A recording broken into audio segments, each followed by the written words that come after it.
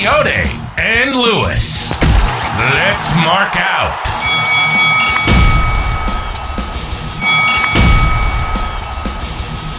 Yes, y'all.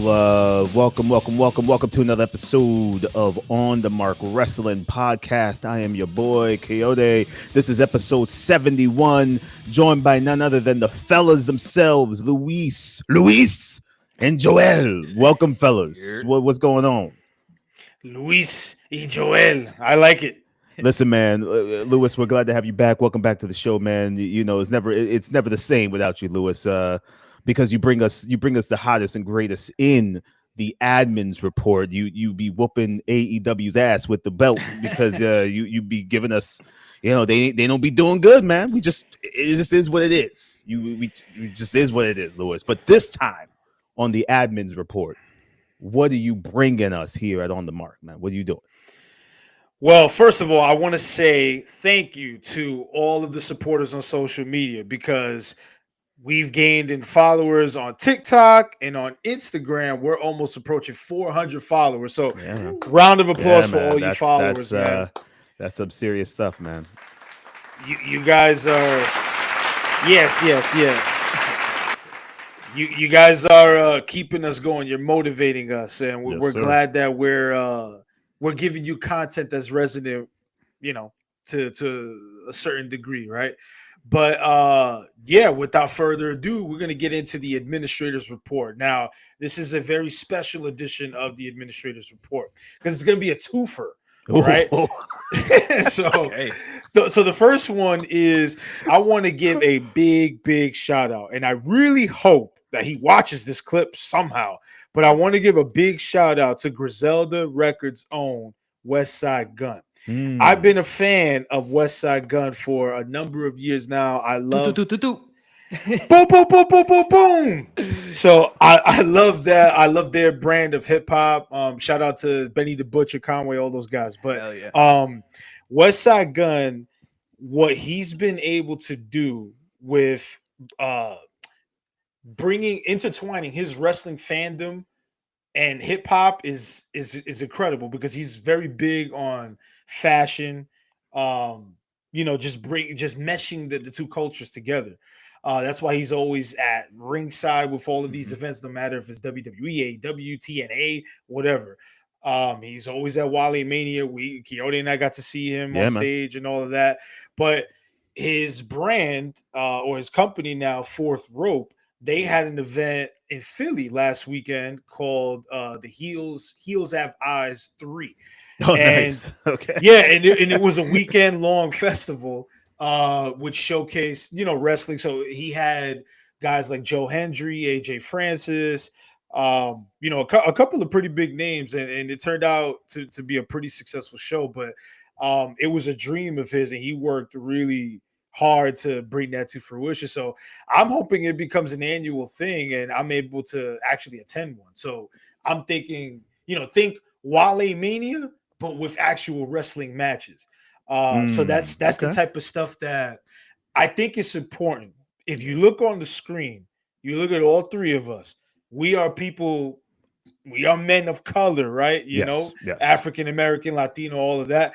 And I think it's very important to bridge that gap because pro wrestling means a lot to a lot of people, right? But especially for us, coming from our backgrounds. So I think when you think of hip hop being underrepresented in pro wrestling, Westside Gunn is a very good, I guess, a conduit, if you will. But shout out to Heels Have Eyes, shout out to Fourth Rope, shout out to Westside Gunn.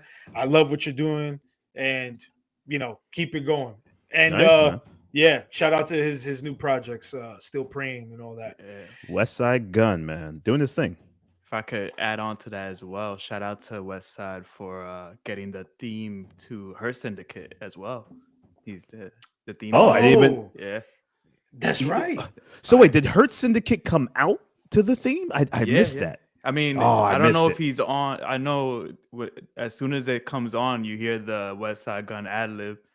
I think he might have like the second verse on the song, but like you hear the Westside Gunn ad lib and then it goes into another rapper. Oh, damn. Pretty nice. Dope. Listen, man. Listen, it's That's dope. Yeah, man, it's dope. So what's the second part, Lou? What else you got for us? You said you had a twofer. Oh, You gave him the kindness at first. Yeah, we got to start off on a positive note now. I'm digging in AEW's ass like a wedge. Oh man.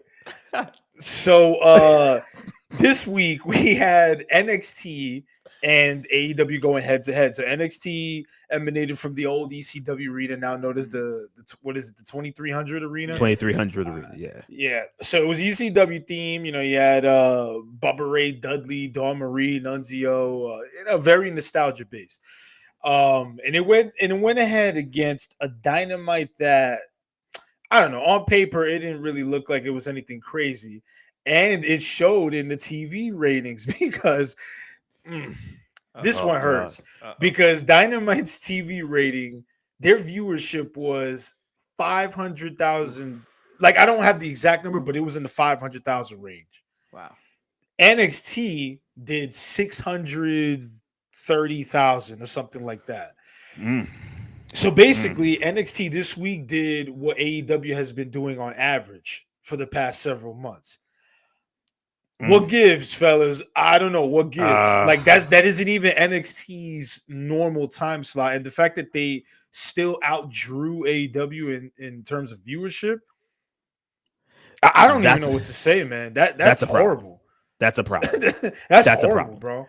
And speaking of AEW real quick, man, because I'm going to pile on, Lewis. I'm taking my belt off. AEW had the Dynamite this past Wednesday, and I got to tell you, fellas, I was a little depressed while watching it. There was a lot of stuff that went down that was just pure trash or heartbreaking.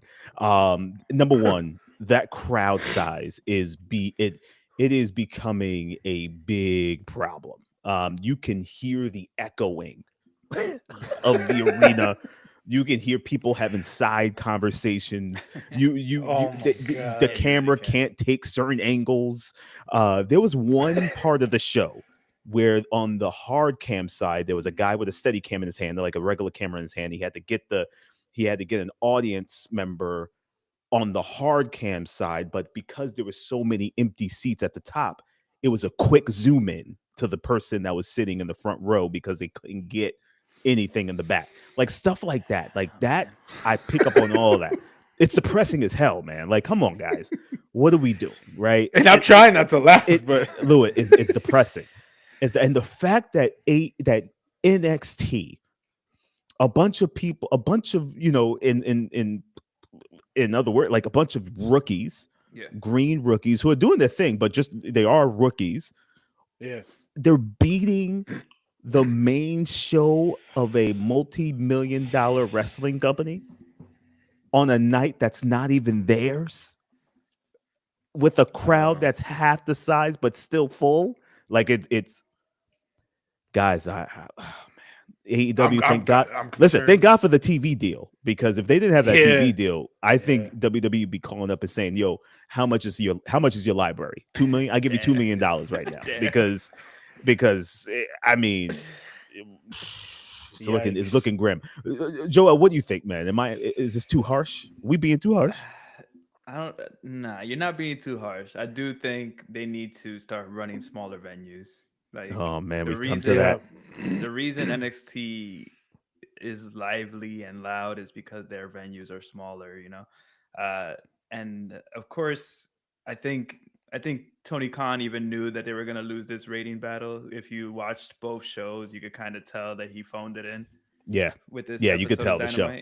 Yeah, and, we'll get to that. He probably knew that ECW themed NXT was gonna pop a rating, Mm-hmm. So yeah, I mean, I agree. The crowd was very lackluster this week for Dynamite, very bad.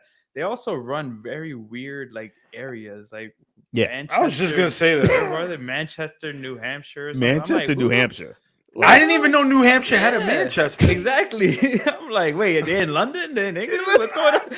I was confused. I was like, New Hampshire? Manchester. Yeah. Who the Yes. Population sheesh. 4,000, and 2,000 of them decided not to show up to the show. I don't want to turn heel on Manchester, New Hampshire, but like I've never even heard of this place, and I'm like, why is AEW running shows here? But Who yeah, knows? man, I gotta agree with you. It is a little depressing. You could, when someone's doing a promo, you could hear people like just heckle. Like it's pretty sad, man. Yeah. It's sad. And I even it's not only Dynamite, because I caught Collision from Saturday. Same thing. You could literally hear them like heckle when, like, I think it was Orange Cassidy talking on the mic, and you just heard like one-off people in the crowd just yelling, and you could hear them like perfectly like what they're saying. I'm just like, this is not a good look, man. Not a good look. It's not a good look. I shouldn't be able to hear you. Yeah, it would be one thing if AEW had a smaller budget and they were like a TNA, but AEW, like Tony Khan, is filthy rich, and they just renewed a TV deal with Warner Brothers Discovery. Like, this is unacceptable. Run better cities in better venues. It's as simple as that. Like, look, and with all due respect to the people of Manchester, New Hampshire, you know what I'm saying? Like, I'm not even, like, I know it comes across like humorous. I'm not even trying to be funny, though. It's like, if you want to come across like a legitimate pro wrestling company on a national scale, you need to run more like bigger cities. There's nothing wrong with going to Chicago or going to Houston, but running a smaller venue, because all these cities have smaller venues. There's nothing wrong with that. But just for visual purposes, when you're promoting the event, by the way, next week we will have Adam Cole versus Takeshita, emanating live from the Blah Blah Blah Center in Chicago, Illinois, not like some small town with a population of 1,200. Yeah, you know what I'm saying? Like, I agree. It's just those little things, man.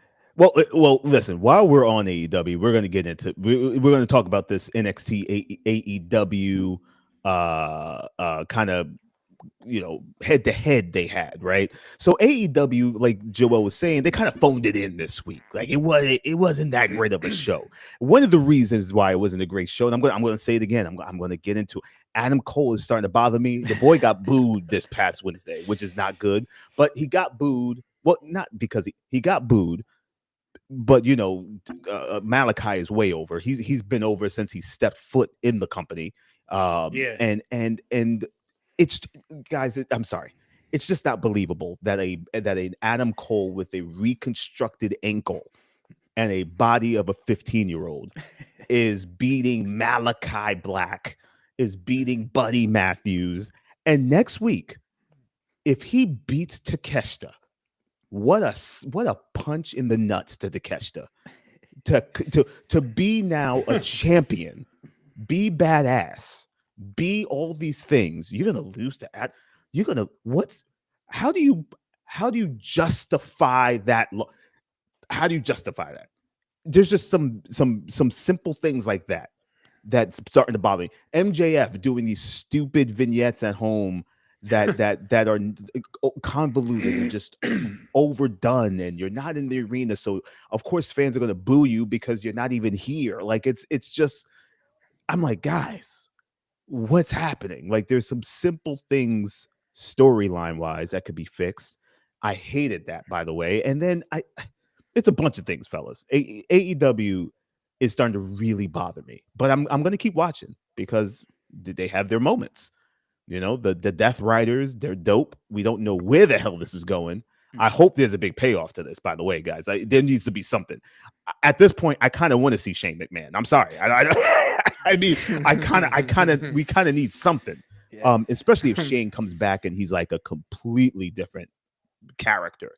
But yeah, we were talking earlier about, you know, the women's matches and Jamie Hayter, she's not getting over with the crowd. Like, AEW, they're struggling right now, fellas. What do we? What's the state of AEW right now? What do you guys think? I'm asking myself. I've been asking myself this for the past month or so. Now that we've crossed the 5 year mark, it's amazing to think that it's been 5 years. Yeah. But AEW is, I almost want to say they're in trouble, but they're not in trouble in the sense that they're going to go out of business per se. But they're in trouble in terms of appeal. They're no longer the new hot company. Now, let's put it this way. 2 or 3 years ago, if you mentioned AEW to wrestling fans, they'd be like, "Oh man, like that's a hot ticket right now. Like I would love to go to an AEW show or whatever the case may be." Now you mention AEW, it's sort of laughable because it's starting to remind a lot of people of what WCW was starting to become in 1999, like late 1999, approaching the new millennium, where you sort of see the things are starting to fall off the rails creatively, buzz wise. You know, they haven't been selling out arenas for over a year now. They're struggling with their TV viewership. Their pay-per-view buy rates are still pretty good, so I guess there's that. But like even me as an AEW fan from day one, even me now, I don't find AEW to be can't miss TV anymore. And I hate that because it used to be like that for a number of years, every single week. Like, yo, I gotta tune into Dynamite. Now it's like, let me check out Dynamite because I'm curious, rather than, oh, I'm legitimately excited for Dynamite. Is it just me? No, man, you're 100%. Joel, what do you think? Yeah, I mean, I'm definitely agreeing with you guys. I think the main issue is they're lacking star power right now. Like, yeah, they have Moxley. Good point. But Moxley's, he's a heel right now, so there's no real baby face. I know they're pushing Orange Cassidy right now, but he's not really gonna bring in ratings like that. So they're definitely missing Kenny Omega. We just got Will Ospreay back in a weird way in this past episode. I think Tony Khan is relying on Adam Cole's quote unquote star power a little too much. It's not there, and I think he believes it is. It's not, honestly. I mean, he was gone for too long, in my opinion, for him to come back and just try to be like this unstoppable babyface. It's not going to work, Yeah, so I agree. I think what they need to do is really focus on putting these, like they have the pieces. They just need to put them together. Like you have Kenny Omega hopefully coming back soon. You have Okada, who you spent all this money on, and then he's not another one. He's not on weekly television. They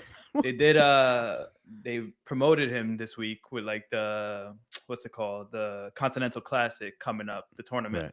So they promoted Okada, which it should be good. I mean, you have the pieces to make that tournament incredible, and maybe that will be the spark. If you have Okada in there, you have Jay White, Hangman, Kenny. Like throw all of these guys that you paid all this money for, make them wrestle each other, man. That's what we want to see. Yeah, man. What the hell? That's what we want to see.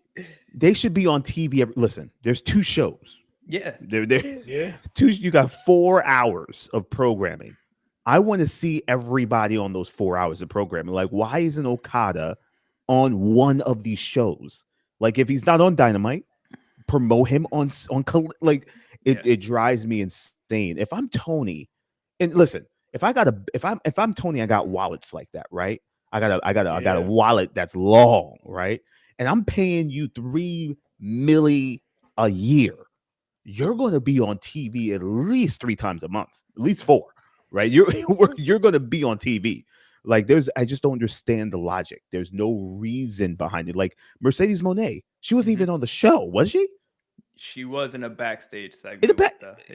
Come on, man. I need some matches. Like there's no rhyme or reason to any of this. Like they're not Roman Reigns. They're not The Rock. They're not John Cena. They're not people who can command and be like, yo, listen, I'll be back in 3 months. Like, like they can't. They're not that. Right. So everyone now thinks that they're worth all of this stuff. Right. Oh, I made a splash here. Oh, my matches are 5 stars here. So I command that, I'm going to be on the show 3 times in 3 months. Like that sort of thing. Like MJF.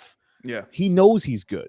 He knows he's great, and he uses that to his advantage to kind of coast. Kind of do the same thing. Still sort of effective, but we need to be on TV more, man. We need to see you on TV. I don't get it. I don't get it. For sure. I don't get it. And Joel, you touched upon a good point. Your boy Will Ospreay, a weird way to bring him back. He was gone for like 3 weeks. Yeah. He comes in a run-in, like at a random, right? A run-in after 3 other run-ins. After 3 other run-ins, and Yeah. and then at that point it overshines Hobbs's return, which he was gone for a minute. And Hobbs looks great. I mean, that dude is a brick out. Like, listen, if I'm putting money on anybody to be something, my money's on Hobbs. I don't. If they drop the bag on, if they fumble Hobbs, I don't know. I'm going to be speechless. I'm going to speak. We got. What do you guys think? Will Hobbs get fumbled? Yes or no? What do you guys think? Will Hobbs get fumbled? He should not. Hobbs should be a priority going into 2025. Yeah. Like, Hobbs has the talent. He's got the look. He can cut a decent promo from, the limited times that he's been on the mic. But Hobbs should absolutely, he should get the Wardlow treatment. And not in the sense that he's going to be doing squash matches week after week after week. But, like, they need to make this guy, they need to make him a star. Like, AEW is now at the point where all of the guys that are highly paid, you're not featuring them on TV enough. So what are you doing about the guys underneath them who are busting their ass and trying to get that TV time, trying to build up their momentum in terms of star power? Like, what are you doing to have them polish their promo skills? Because some of those guys can obviously go in the ring, but how are we presenting them? Swerve is the future. You should be putting Hobbs in that same conversation. True. Will Ospreay is going to be long-term because of the contract that he signed. So, I mean, what are we doing?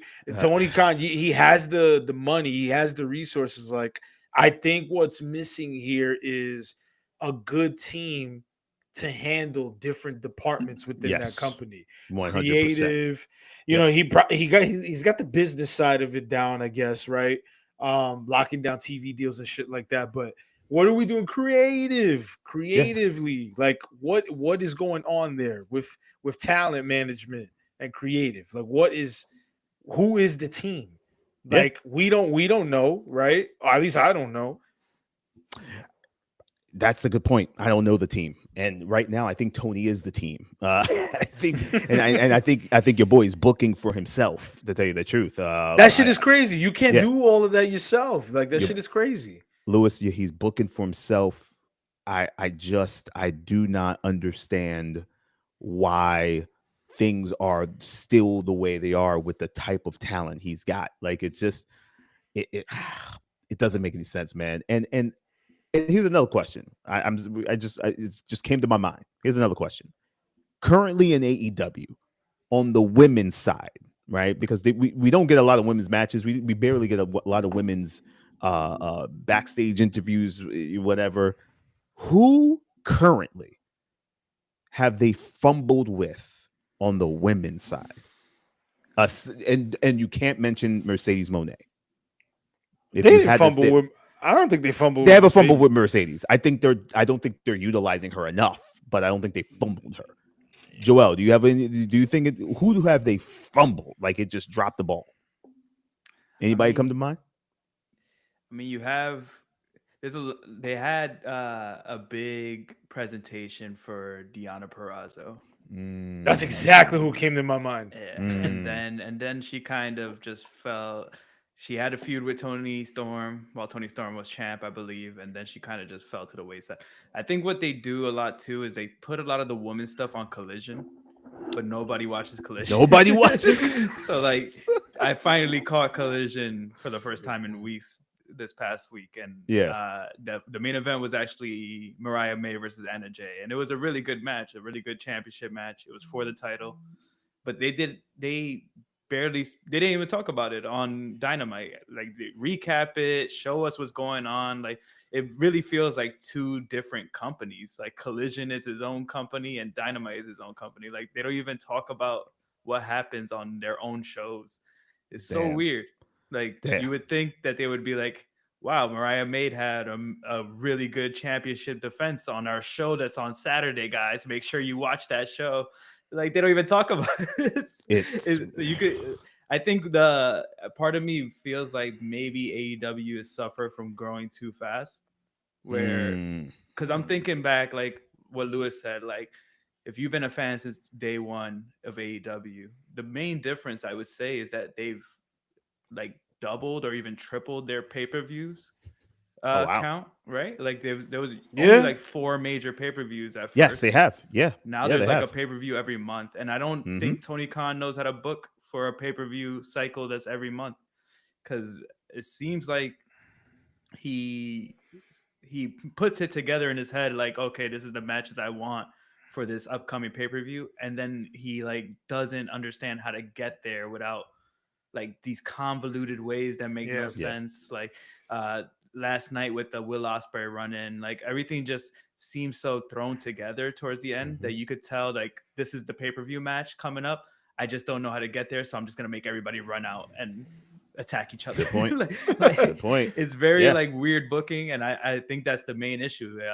He went from having to book 4 pay-per-views a year to now having to book 10 or whatever the amount is, and he's just not ready for that. Yeah, he probably like you essentially said, he probably tried to grow too fast. Gotta crawl before you walk, Tony. You gotta make AEW hot, then you can add Collision. Right, you can't add Collision in the middle of you trying to make Dynamite hot. It's all CM Punk's fault. And then you got CM Punk. But yeah, man, that's the AEW of. So let's switch gears, right? I want to get into some WWE. All right. So we had Crown Jewel. What, last week? Crown Jewel was last week. Yes. And mega spectacle. I mean, listen. One thing that WWE does that's better than probably any sporting conglomerate company, whatever, is they produce the hell out of these shows. Like every time I watch, I am impressed. I am impressed with what they do with the space they are given. And everything just looks that is the A+ across the board for Crown Jewel, right? On production. Matches were all right. It was cool. It was all right. Again, the crowd was hot, which added to the matches, emotions, and all that stuff. The Crown Jewel belt is actually I kind of marked out for it. I kind of like it. I'm not gonna lie. I like the belt. Wow. The belt is big, but it looks important. Like, I don't know. There's something about that belt, man. Maybe I gotta see it again. I don't love the Crown Jewel ring thing like every year. And this one with Cody and Liv winning it for the first time, it almost like they broke kayfabe a bit. You had Liv crying and being emotional, and she should have stayed with the character a little bit. And I just felt like that. It was weird for me to who am I connecting with right now? Like, who am I supposed to be caring about right now? I gotta tell you another thing. I'm jealous of that WWE experience in Riyadh, man. That place looks dope. That place looks dope. There's nothing like that here. So I am still mixed about the Crown Jewel PLE. I just thought it was okay. I don't know what else to say about it. What do you fellas say? I mean, I didn't even bother tuning in.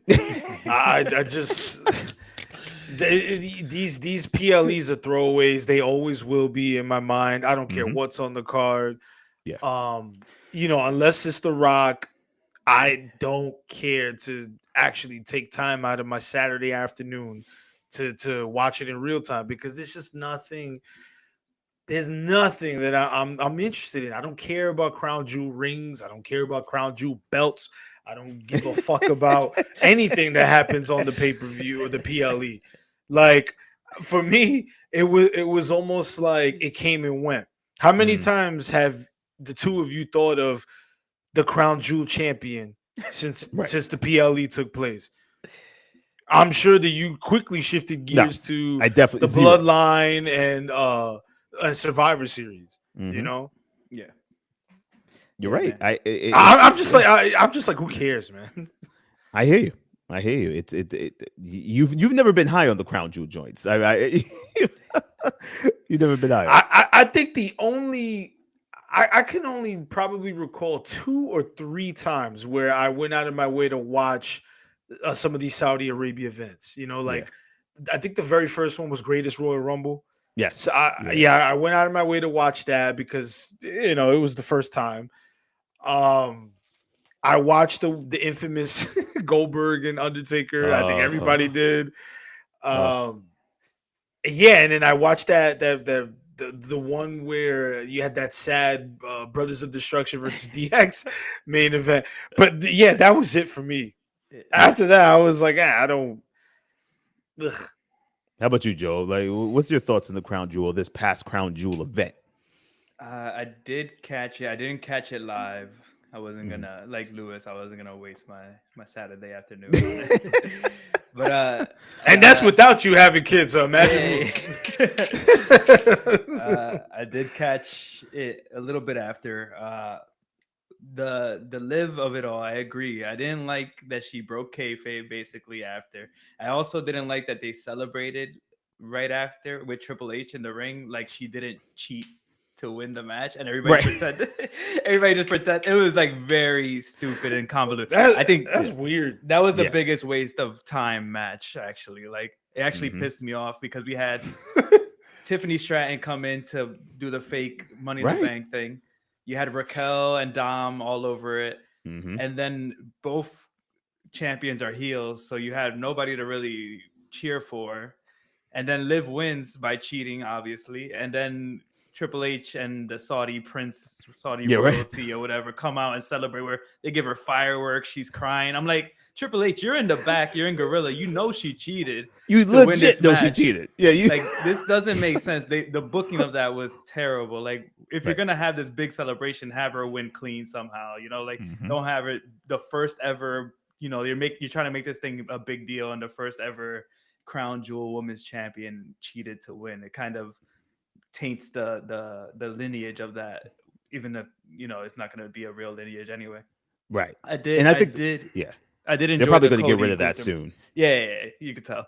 But I did enjoy the Cody Gunther match. It was a really good match. I think that was Cody's best match as champion, actually, since he's won the belt. Actually, I agree with you on that one. Actually, since he's won that belt. Yeah, Gunther is the best incredible. One. I think Gunther is the best wrestler in WWE right now, and it's 1,000%. It's not even close. Yep. Yeah, he's awesome. He's always been awesome. Yeah. So 1,000%. He gave Cody an incredible match. It ended in a way that any man could have won. It was great.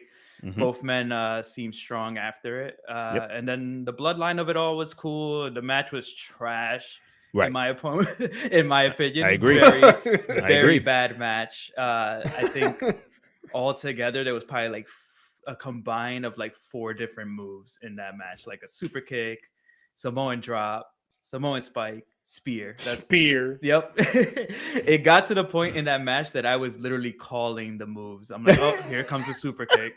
I could tell a super kick's about to come. But yeah, it was a whatever match. It was interesting that Roman took the pin. That was interesting. Solo pin Roman. That was the highlight for me. The aftermath of the match was great too, with Sami Zayn. I thought that was a cool little wrinkle with Sami kicking Roman in the face by accident, and that was pretty cool. Yeah, See, again, it would have been. See, for me, it would have been really cool to get a Cody Gunther flushed out story that led up to a mega match.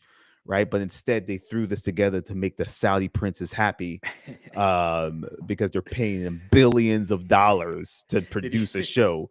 You know what I'm saying? Like, listen, I don't blame the Saudi prince. If I'm the Saudi prince, I'm calling H up. I'm like, yo, I want WrestleMania. That's what I want. There was That's a what I want. moment during Cody's celebration after he won that whoever the Saudi royalty, whatever he was like holding the belt with Cody, and Cody gave him a look like, "Bruh, like you got to step back now. This is my moment." Yeah, you step back a little bit. Yeah, and he was not. He was like, "No, this is my moment. I paid for this shit." These jewels and diamonds are mine. Yeah, exactly. All of this is just it reaffirms my stance on like this is it's whack, bro. Like this shit is trash. It's trash. Listen, don't bother me in 2025 with anything related to Crown Jewel, Greatest Royal Rumble, fucking Saudi Arabia Mania. I don't give a shit about any of it, bro. Listen, Lewis, I don't blame you, bro. I don't blame you. I do not blame you. Now I wanted to kind of double back a little bit because we touched upon it a little bit, but ECW, not ECW, but NXT at the ECW arena, we had a lot of returns, surprises. Francine, Dawn Marie. Francine, by the way, looks outstanding. She looks pretty like preserved. She looks very good. She looks very good. She looks preserved. She's cryogenically frozen. I wouldn't be surprised, my brother. There's been weirder things. I wouldn't be surprised. You know what I'm saying? But you had Bubba Ray, and you had Devon, you had RVD, Rhino. Like it was a very nostalgic show. That crowd seemed hot. The arena was again produced and set up well for that size, and NXT shined, man. They did listen, the matches may not be 5 stars, right? But what NXT and WWE have done is actually they forced you to sort of start to care about what you're going to see on NXT. Like, there's some stories on there that I might want to actually tune into, right? Like they actually make you want to tune in. And the women's division, I don't know if it was a hot take or not. I said that women's division is probably the best women divisions in wrestling today, probably only because they're being exposed more by WWE versus AEW, which we get like maybe one per show on both Dynamite and Collision. So listen, I'm going to clap it up for NXT. They're doing their thing on the CW. I had to throw that in there. Did you guys have any more thoughts about ECW or AEW NXT on at the ECW arena? Yeah, I mean, shout out to Jada Parker and Lola Vice. Yes, friends of the show. Yes. They kind of went in on that street fight hardcore match, whatever you had in the for Lola Vice took a brick to the face, somehow still kicked out. That was my one. That was my one thing. I was like, Cage Side Seeds had a really hot take on that, but go ahead. That was my one. I was like, I don't know about kicking out at 2 after a brick to the face, like right. I need some kayfabe still. But, it's like, come on, guys. Besides that, the match was pretty good. And like you said, the women's division shined. The 10-woman tag match to main event the show was incredible. I love that they put Jordan Grace in a great spot, even though she's not officially signed to NXT yet. I'm sure that's going to come soon, though, with the way they've been promoting her. As soon as that TNA contract is up. Oh, she's out. Yeah. Oh, yeah. They definitely they definitely taken her up. But yeah, man, like you said, I think they're being exposed really well, the women's division on NXT, and it's showing, man. And they're getting comfortable in the ring. You could tell. Like Jada Parker is, for all intents and purposes, pretty much a rookie. Like she didn't have any prior wrestling training before she showed up. I think she was a soccer player. Before. Exactly. And she's doing her thing, man. She's actually one of the best women on that division right now. Yes. So she connects with the crowd. She's got the look. She's athletic. Jada's high on my list, man. Jada's dope. She's got the look. She's got the look. I shot my shot trying to get her on the show. I was like, why not? I'm going to message her. We'll send her this clip. We'll send her the clip. We'll maybe that'll butter her up a little bit. But yeah, and same thing with Lola Vice, man. Lola is not there wrestling wise yet, but everything else, man, she seems to kind of she kind of gets. And what I like about Lola is that she's a fighter, so she could take stiff hits or whatnot, or she could take the bumps or whatnot and kind of sell it really well. She does a decent job on the selling. But yeah, Joe, like you said, man, they and she's a nice person. And she's a nice person. She is. I can attest to that. I've had a conversation with her. She was friend cool. Of the show. Friend of the show. So jealous. Friend of the show. Friend of the show, man. Shout out to Valerie Loretta, right? Yeah, man. Friend of the show.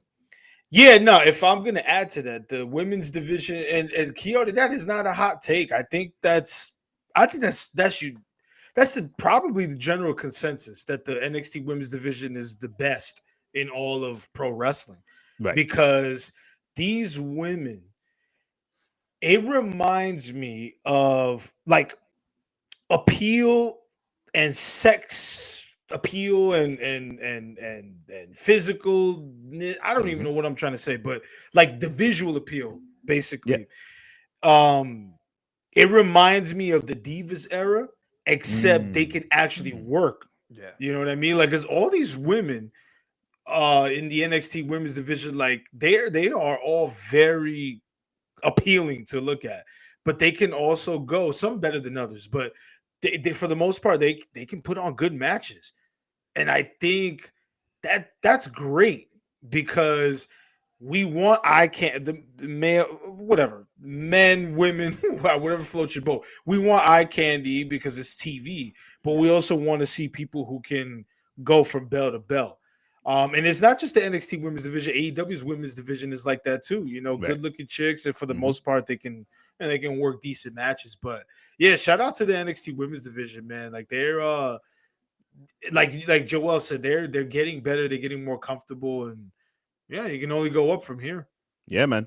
Now, fellas, I wanted to get into one of the last things we're going to talk about, man, and this is the state of WWE tickets. Are they pricing us out? Right. So I'm going to check out AEW Dynamite is going to be in Bridgeport, Connecticut, which is about 35 minutes from me. So I'm actually going to probably check them out. And those tickets probably I'm not getting a ticket more than $60. All right. If that ticket's more than $60, I ain't going. And I'm gonna wait till the very last moment. I'm gonna wait till maybe 2 hours before the show. Because there's gonna be seats. Like we know there's gonna be seats. Yeah, of course. They ain't selling out. So and you know what's funny? That it's so sad that we don't even have to rush to get AEW tickets. We can wait. You can legit wait 2 hours before the show start and get a decent seat for two. There's like a huge discount on tickets right now. I think for the promo code vote for the election, and there's still that I can still use that. Yeah, I believe so, and I believe even World's End, which is their big pay-per-view at the end of the year, you could use that promo code. So that just probably shows you the state of their tickets. Where's that at this year? I think it's in Florida this year. Oh, okay. But if their pay-per-view end of the year pay-per-view is on promo sale, like I don't know, that's not a good sign, man. Not a good sign because Full Gear is going to be in New Jersey, and I'm actually thinking about that also. Yeah. So I would check that out just for shits and giggles. Listen, I might do it. It's in Newark. Why not? But WWE is a whole different ball game. Yeah. We ain't talking about $50, $60 seats. These seats have gone out of control. They're out of control. I didn't even bother to look at Mania Vegas tickets. I heard it was insulting to just normal. It was just terrible. Guys, is this what we have to deal with WWE for the foreseeable future? I mean, I don't see them dropping ticket prices at all. I mean, we just gonna have to drop a bag to go see a normal Raw. Like, what's your thoughts on these damn tickets?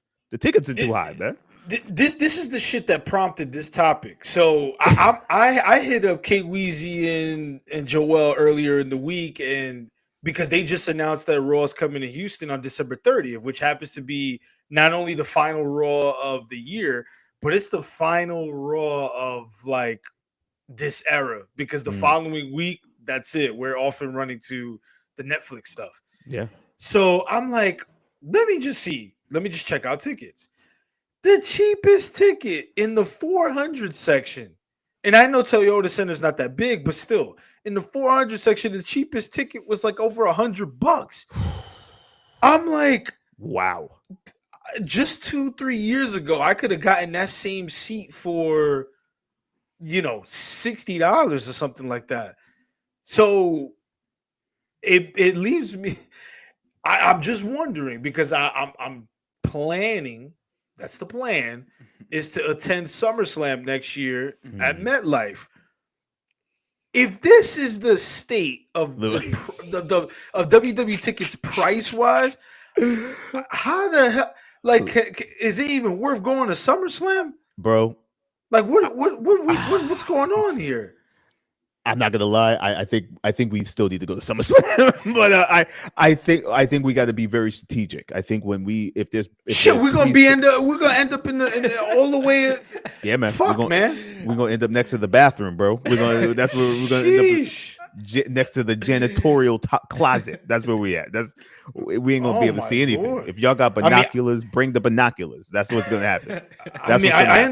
I understand WWE is a hot product right now, but good Lord Almighty. Yeah. They think they're like I'm just trying to enjoy a wrestling show without breaking the bank. And look, $100 is not breaking the bank per se. Right. But if I'm spending $100, I want more decent seats to section 420. You know what I'm saying? Right. I feel you, man. Joel, what do you think, man? Tickets too damn high? What? Rightfully so. I don't know. Is it? The product is hot for sure. The ticket is hot. It's a hot ticket, but I do think they're a little too high, especially the reports I saw on Mania. It's like I think the fees are like $1,000. Like, Ticketmaster is out of control. Yeah, bro.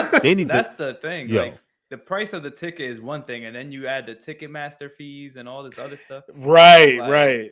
It really is pricing out fans at this point. And I think I don't know if it's TKO since they bought, the company, and it might be like, hey, while the product is hot, let's raise these prices as much as we can, right? But I did check just to see because SmackDown's actually in Buffalo this Friday, which is like a 45 minute drive from me. Okay. The prices aren't too high, but it is Buffalo, which is not a bigger it's not one of the bigger markets, but I see like the 100 section, like $160, not too bad. Oh, but for the 100 section? Yeah. But that is that's reasonable. Yeah. That's a little more reasonable. It is a smaller market though, so that definitely feeds into it. But like you said, for SummerSlam, I think we all are thinking about going to SummerSlam, and I don't know, man. It's a 2-day event now too, so they're gonna charge more. It's basically a second WrestleMania at this point. It's a second WrestleMania, man. Listen, I'll catch y'all on Saturday and then stay home on Sunday. Yeah, we might have to do that. One of us goes Sunday, one of us goes Saturday. One of us goes Friday to SmackDown. We're just alternating. We're alternating shows now. You might just catch me at the indie shows. I'll be at House of Glory or something like. Damn, at this point, yeah, man.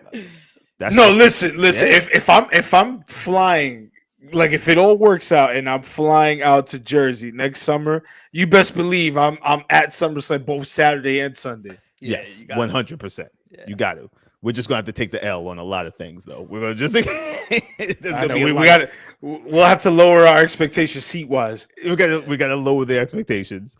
But that stadium is massive. Yeah. MetLife is huge. It's big. So there are bad seats. You just gotta pick. You just gotta be. You gotta be strategic on where you want to go. 300 section. I don't know. But look, if we're assessing the state of purchasing WWE tickets, if you want to go to a WWE event, I think outside of Raw and SmackDown, like if you want to go to a PLE or like one of the major ones like Rumble, WrestleMania, etc., you're gonna have to jump on the pre-sale, like the moment that they go on sale, because if you miss that pre-sale, you're pretty much, unless you have like hundreds, thousands of dollars saved up, God bless you. But other than that, you missed your opportunity. You missed your window. Big time. That's just how it is. Especially if you're going to the bigger ones. Like with Quixote and I 2 years ago when we jumped on the tickets for WrestleMania 39 in Hollywood, it was exactly that. It was the pre-sale. We had to coordinate that. We were like, this is the time that we're going to jump on Zoom and we're going to see everything in real time. Like it was just that. But now I feel like it's been amplified because the ticket prices have soared. And now I feel you, as the customer, you don't have as much wiggle room, so to speak.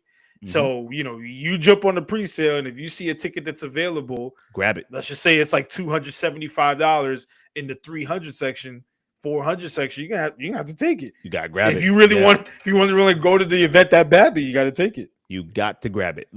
We were seeing seats disappear in real time. That's how bad. Yeah, it was scary. We were like, yo, a whole section cleared out in like 15, like that's crazy. 3 minutes. It was nuts. Yeah. Another thing they got going for them too is that since all the PLEs besides the major ones are overseas, I think that's raising the prices for the States as well. Like I forgot about the overseas. Yeah. That's so all these, true. I don't think it's gonna go down anytime soon, fellas. I think we're screwed for some. I don't know. What do y'all think? Should I, if I can, should I bite the bullet and attend Raw? Yes. Yeah. I Raw is because I have a suspicion. Yeah, that's true. It's 2 hours. I have a suspicion that Raw might be mediocre, just because they're saving all their big things for the following week. So that's another reservation that I have. I'm like, good point. Do I want to spend the money just for them to hype up? Because all they're gonna do that whole show is hype up the following week. It's the last Raw before they go to Netflix. Yeah. Oh yeah. That might be. I'm like, I don't know. A throwaway show. But see, I'm thinking it might be.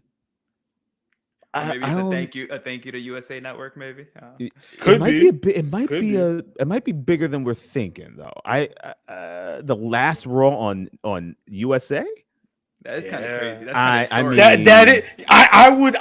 I would attend just for that, just to be like, I was there for the very last Raw on cable television. Yeah, that is kind of a flex. I don't see them. I don't see them phoning it in on that show. I think you're not going to get a Netflix type of show, but you're going to get, I'd say, a decent show. I think you're going to get a decent show.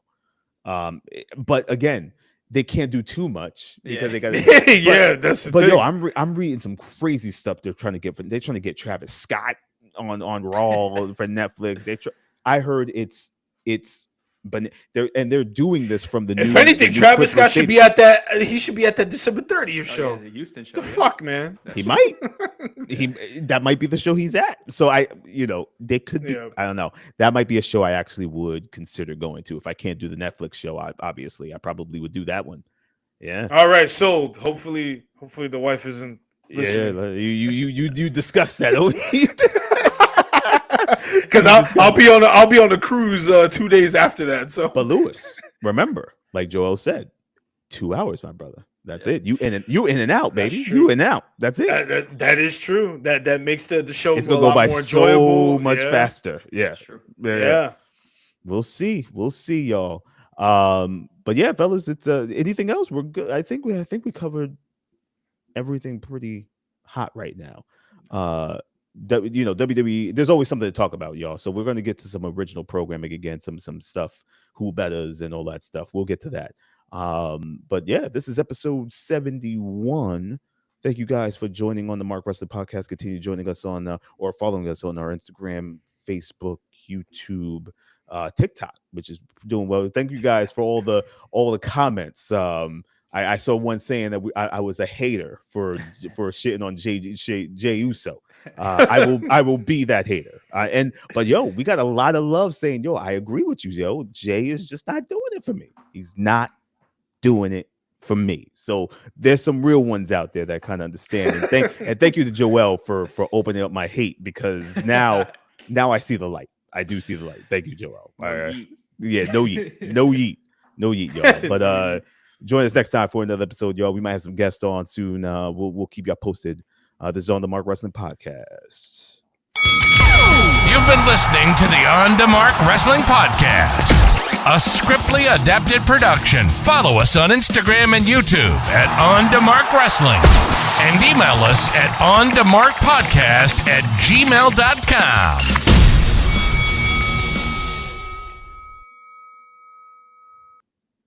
Sweet, fellas. Good stuff. Lewis, I'll drop that audio in the drive as always. Now what happens is, once if you guys have time during your week or weekend, the rest of the week or weekend, I'm going to create.